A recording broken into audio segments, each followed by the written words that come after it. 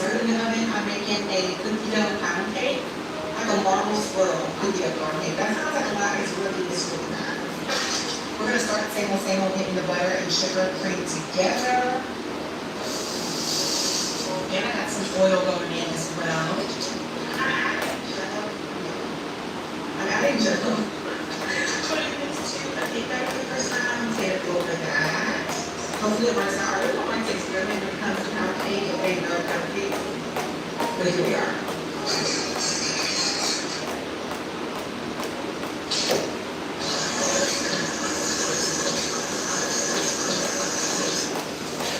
I'm saving my dry ingredients half on one plate, half on the other. Parsley is the best way to do that. So you don't have flour all the way around like I do right now. These plates are left over from the 4th of July and I'm out of parchment paper or something in my plate.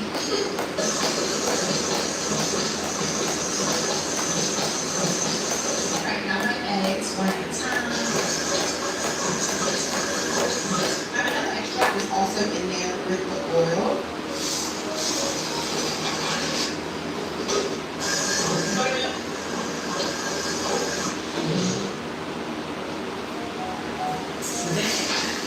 I'm going to fold in our last bit of flour so we don't risk overworking the batter.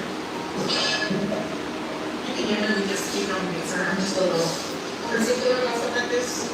Speaking of mixer, I think y'all seen this old mixer in a minute. It's been on top of my fridge. Maybe since Thanksgiving, I think I got it up there. She's taking new, she's retired. I don't want to use her. All that often because I don't know how to break. But I just have to get a big mixer of bread for today. Alright, for me, this is the perfect, airy, fluffy pound cake batter. And we get all of our batter in here. I'm going to use this bowl to make the chocolate swirl. Now, if you are going to get all the cake mix ingredients right into the bowl, the same dirty bowl, I don't have time. I'm using cake mix because I don't like a whole lot of a chocolate swirl, just like a little piece of chocolate. Preferably the chocolate chip cake batter, like the box. I can't remember what brand it is. There's a brand of chocolate cake mix that has chocolate chips in it. Get that. Little swirls of chocolate chips and the chocolate cake is just so good. 400 jumps, we're doing 2,000. I'm gonna add a little bit of extra cocoa because I don't like hot light. Hope everybody's having a good day today. Welcome in. Real chocolate. And make sure that you like and subscribe button. Appreciate y'all rocking with me today, man. Into the cake. Again, you're not gonna eat all this. You can make it solo as a separate cake. You can put it in a container and freeze it. It'll allow you to try to cake and stir figure it out. Squeeze it into some blankets for breakfast.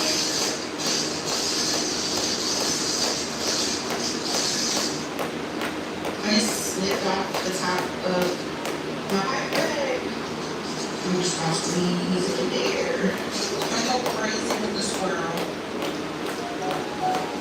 Okay, so the butter and cake batter mixed with the chocolate already tastes like a jam. I did it back at the school. But before we add, to the cake, it needs to go in the oven for like 15-20 minutes. And I show a really big pound cake batter. Your cookie dough is going to stick to the bottom and stick to the pan. Actually, not that. Found it out the hard way. So guess what? I'm going to get that 350. And we wait. I'm still like 15 minutes when you shoot the timer. Then we can come out and add, while that cake is in the oven, I'm showing all my ribs. It needs to come up to room temperature. Anyway, they're really nice and well seasoned. I marinated them down last night. It went kind of real local, not really on purpose, but I used this Cajun garlic power. What is it? Cajun power garlic salt. This is marinade meat you're about to put on the grill. We're going to put this in the oven and finish on the grill, but sometime. And then I use it's like my binder. Then at the local factory, from the red fix my stuff, I use their contour, that's what it. I use their sweet pecan rub and then Big Daddy's bourbon. Big Daddy's bourbon on after ribs, smothered it. They're so well seasoned, this smells so good. But they're really ready to go. I'm not gonna take them out of anything. I spray a little bit of apple juice, a little bit of Modelo in here. There's butter underneath the ribs as you can see. So they're gonna come to a temperature and go in the oven as soon as the bucket is done. Okay, right, our pound cake is out of the oven. Now we can get our ribs in our hot oven to 295. We're gonna flip her and let her cool off.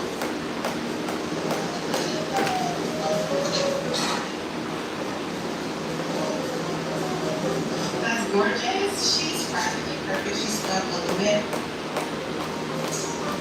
You can see she's kind of like a Hawaiian, so. But otherwise, she's golden and beautiful. Okay, now let's switch gears, you guys, and put a little bit of seasoning to our chicken.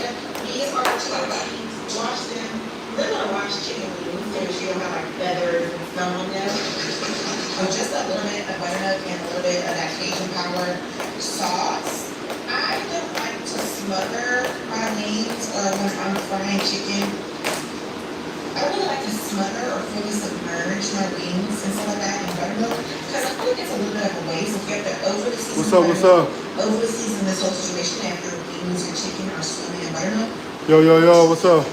And then you just, get rid of the buttermilk. Yes, speed. So I don't do too much. You're not going also, to be. I have the rest of this pepperoni juice. I always. Hey, no, I'm not trying to be heavyweight. Like jalapenos, pepperoni But what I'm juice, trying to do is stay in shape. then when I'm frying chicken, So we do about 2,500 to 2,000 every single day, and then we work out. So appreciate y'all rocking with me. We just finished 300, one away, 200 more to be proud. Let it marinate for the next couple of hours. Like I said, the ribs are going to be up for about 2 hours and some change. Before we put them on the grill, I'm making cabbage. Cabbage cooks itself. Sweet potatoes cook themselves.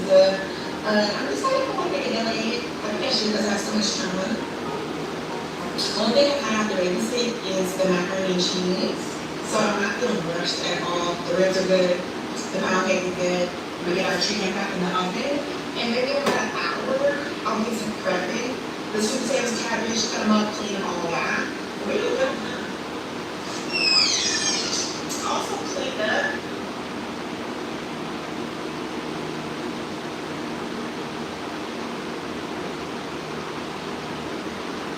The babysit is the macaroni.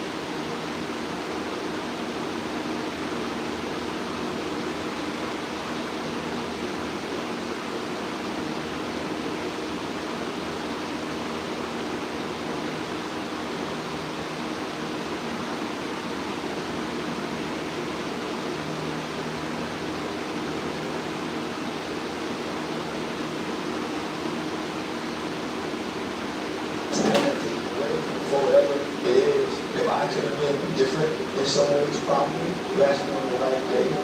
Yeah, I would say I have some regrets. Sacrificing too, man. The thing, it's like, the thing I just told you I love comes at a price. You know, I love both. I love my job. I love talking to people. But I love my team.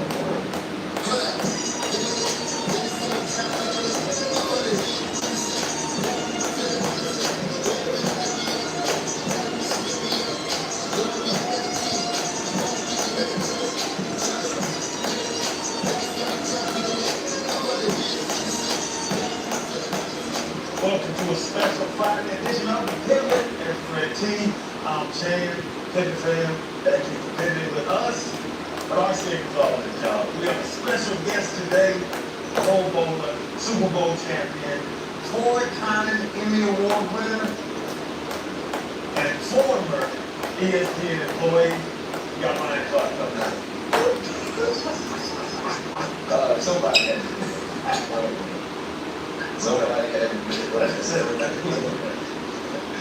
Hey, I see. You know how I always ask the guests, what's their biggest pivot, right? Yeah. I think this is the biggest pivot. For sure. I think I'll look at it in 5 years, and if I was sitting down with Ryan Clark, Channing Crowder, and Fred Taylor, that would be the answer. Now, what happens from now on is like the rest of the story, but I think the moment wouldn't be this moment. Good. No, I joke about it, but you know what I'm saying? It's a serious situation. I think, I'm definitely okay, but I feel for the other people who are going through this with me. Carl Ravitch did at 33. Charles Davis, one of the best men in the business, along with best analysts. Mark Scott, Cam Newton, Tom Pelissero, and like countless other behind the scenes people. And you think, what I learned about ESPN, so many people who worked there grew up close to ESPN. So they grew up with a dream of being there and being able to work behind the scenes and create these stories and tell this story. And now their job is done. Right? But what I'm dealing with is, in truth, a first world problem. But there's some people who are truly counting on what ESPN is going to do for them to feed their family. And, so my thoughts and my prayers are with them as well. I think the big question is, did you see it coming? Could you take us inside that moment? Yes and no. I'm upset with myself from this perspective.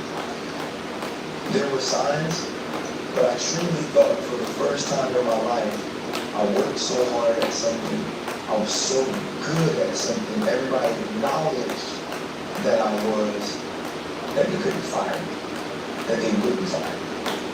That a company who's going to have a Super Bowl this year, who truly wants to put their best foot forward to the entire world and have the best people talking about football, will be fired, in my opinion. It's my opinion, and it seems to be the opinion of many others. The best football analyst in the world. I didn't think that. And that's my fault.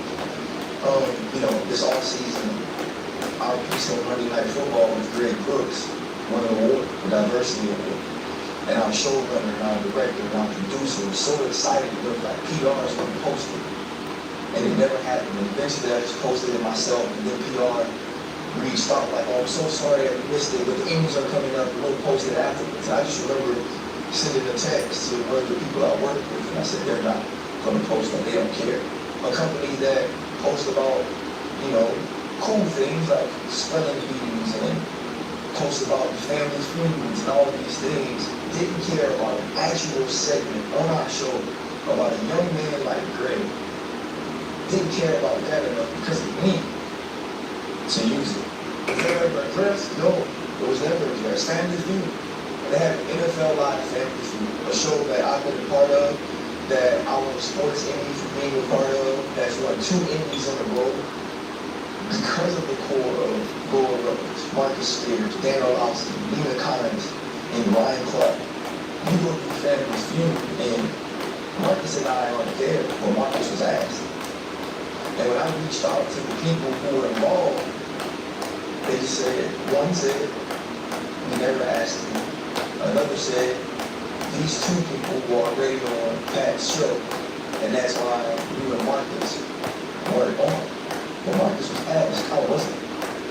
So there were just signs throughout the season, like even now, if you look at everything for the Super Bowl year, I'm not on any of that. A guy that's supposed to be a part of Monday Night Football, a man that's supposed to be a part of NFL Live, a man that's a huge part of First Take, was a part of building Get Up. So, to me, the signs were always there. And I called, man. I called executives, I called decision makers, I called bosses. Was my schedule changing? What does it look like? And it was never a definitive answer. But I think it was never a definitive answer because this was always the plan. You're not shy, like you said, I know you ain't just sitting in the shadows with your head down, you don't address situations. But if it's not performance based, what's it based off of? Well, to address the head down thing, what makes me a little bit sad about myself is I didn't adjust who I was to try and keep my job. I did have meetings with people to say, okay, what is it that you need from me, not the analyst? analyst was damn good, right? If you care about the person that's on TV, what is it you need from me? Because I want to do that. I want to build a relationship. I want to involve you in the things I'm doing. You know, man, like this show, for 3 years, bro, we never shied away from any topic. Because I knew I couldn't have no beef. I knew I couldn't respond to the disrespect, right? I knew, for lack of a better word, I couldn't be too black. What makes me sad is, even in trying to adjust to be at least more of what certain people wanted, they still fired. And so, I think that is difficult. I think it's about some of who I am, and it's about certain executives not connecting to that, not supporting that, not wanting to champion that, not wanting to give that the vast platform that is ESPN, and I think they utilized it to make an example. But I see you call some people to figure out what you can do. Did anybody give you a heads up? Yeah, I got some heads up. I mean, somewhere ago, Stephen A. took me to lunch in Los Angeles.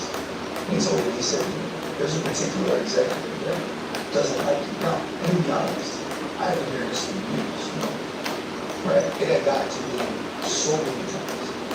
And so, having that dinner or that lunch with Stephen A. was just confirmation of it. He's like, you need to go set a meeting. But so many times when I heard about this particular person, it was, he doesn't like you, or he's saying this negatively. So I heard it a ton of times. And I got a call this offseason from someone within the building, and, you know, they said the way I stand up for our community is commendable. Right? That they respected that in my position, I had a passion for that. But they also said that it created enemies for me at the executive level, that it created opposition, and that there were people within that building that were going to stand on the table for me. And it was such a shock, because I thought to myself, and the most important here at ESPN football, you gotta stand on the table for me. Like for me. Like there's somebody that needs to be convinced that our NFL coverage is elevated when I'm on TV. Like there's a person that knows football. There's a person that knows TV that thinks that 13 years in the NFL, Super Bowl, Pro Bowler, a captain, experience from being an undrafted free agent to trying to make a team, to being one of the leaders in the locker room, 12 years of doing this, you gotta convince that person that I should be doing TV. And you know, what I learned was it wasn't about who I was in front of the camera as it pertained to football. It was about what I represented every time I got in front of that camera. And that is something that I don't believe you truly can come with. When y'all said it, that's the least they want to do. I mean, you stand up and stand on, you know, the shoulders of for so many people. Like what you do, brother, is unbelievable. So for someone to stand up for you, I think that's the minimum anyone can do. But so I want to put this to bed, because a lot of people have me a text about Stephen A. and you mentioned Stephen A. Is there anything Stephen A. could have done to make this work?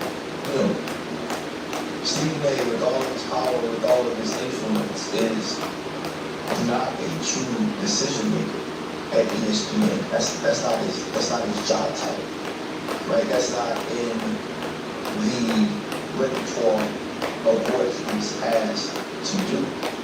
And we did it so many times, right? And I get all, why do you ride for him so much? Like, why don't you come for him when he says these things? And I said, sure, I call him. I text him. I tell him I think he's doing too much. And I have a conversation with him all the time. But when this company was treating me in a way that, at least in my opinion, was unfair as it pertains to what I accomplished, he was the first person to go, I want you. If they're going to take you off of this or that, don't worry about it. You'll get your TV time on my show. Thursday and Friday will be Brian Clark days. That will never be forgotten by me. I will be forever grateful for that. That in the space that I was sort of being told, at least being who you are is going to make you lose certain things because you are these people that we cover, these people that we're comfortable with, these people that we take pictures with and put our arms around and show the world that we support them. I'll do that for you. And the loyalty he showed me, the love he showed me, the true hurt and pain in his voice when he called me around 4 o'clock Central Time on Monday, I will never forget that. We are forever. You talking about 4 Central on Monday. What happened on Monday? Because you got 5-minute shifts. It's fine. Hey, Jerry, hey, where the other months go? Hey, this was, see, more people trying to build club houses. You know what I'm saying? You was still in boxes. It was still in boxes. Hey, if my box disappeared, and nobody, hey, they were like, hey,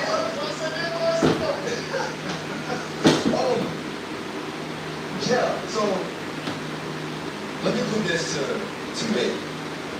I wasn't laid off. I was fired.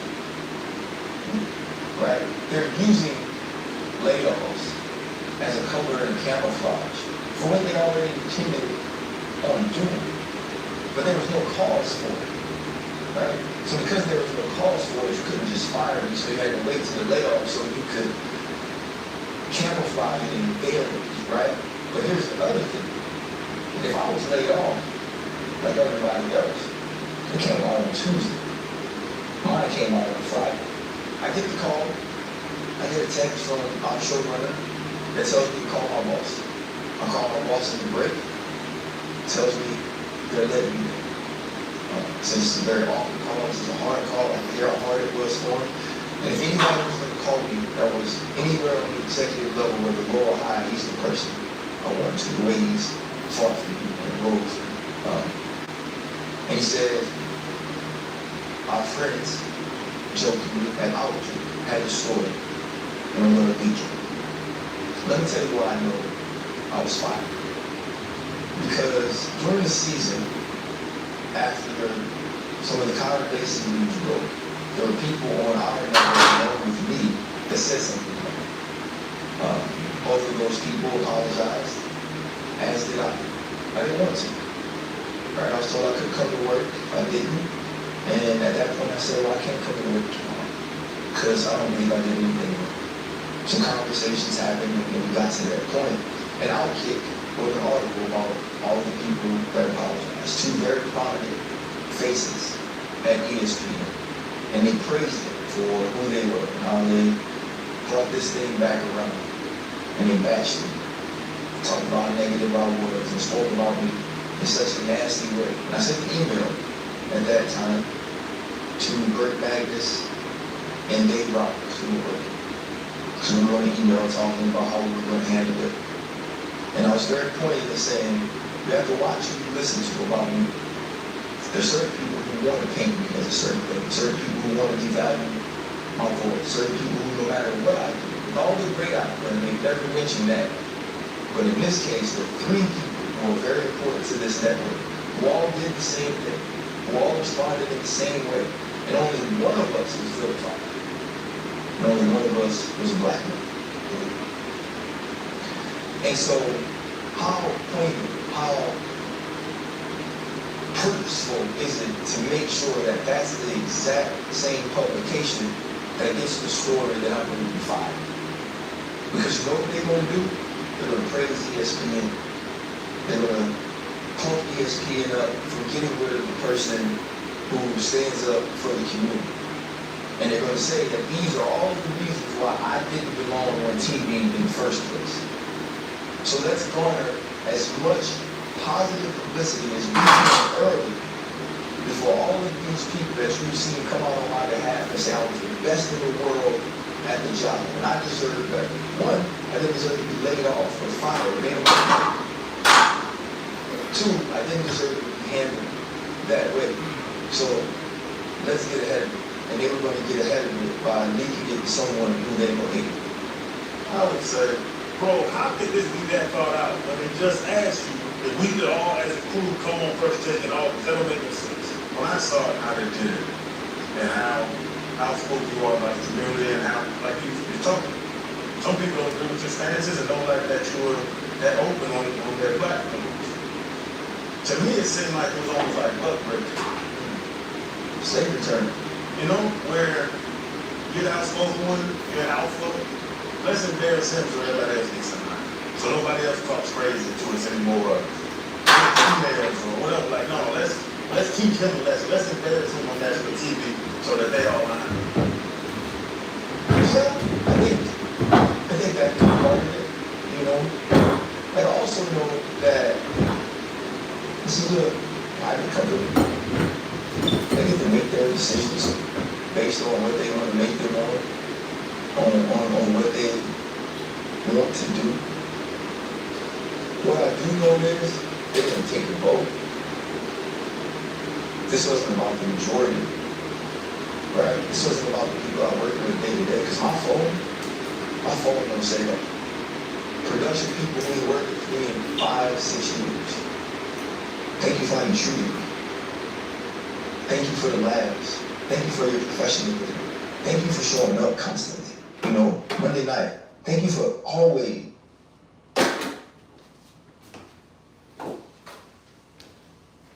Hey guys, I appreciate the love.